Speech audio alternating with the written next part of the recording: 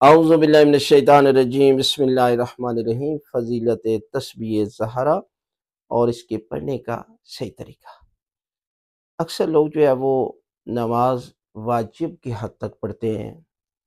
اور نہ تسبیح پڑھتے ہیں، نہ سجدہ شکر کرتے ہیں، نہ زیارتیں، نہ دعا۔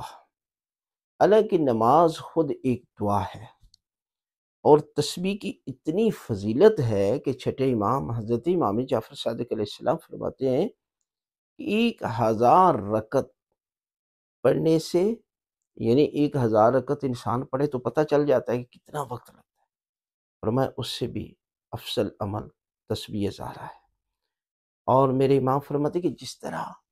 آپ بچوں کو نماز کا حکم دیتے ہیں نا، اسی طرح انہیں تسبیح کا حکم بھی دیا کرے، تسبیح سکھایا کرے۔ اور فرمایا کہ یہ وہ ذکر ہے کہ جس کو ذکر کثیر کہا گیا، اور ایسی،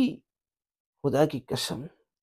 یہ ایسی عظیم تسبیح ہے کہ کسی بھی مشکل کے لیے جب آپ پڑھتے ہیں تو پروردگار اس مشکل کو حل کرتا ہے۔ اور یہ عظیم تحفہ اللہ کے رسول نے اپنی بیٹی کو دیا اس حالت میں کہ جب دنیا کی عظیم نعمتیں پروردگار نے، اللہ کے رسول نے اپنی بیٹی کو دی تھی کہ جو عالمین کی عورتوں کی سردار تھی، لیکن اس کے باوجود آپ نے انہیں یہ تسبیح کا ذکر دیا۔ اور یہ تسبیح ہر واجب نماز کے بعد آپ کو پڑھنی چاہیے،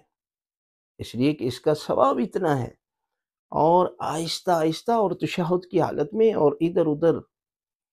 آپ جو ہے وہ پاؤں کیے، یعنی تشہد کی حالت میں فوراً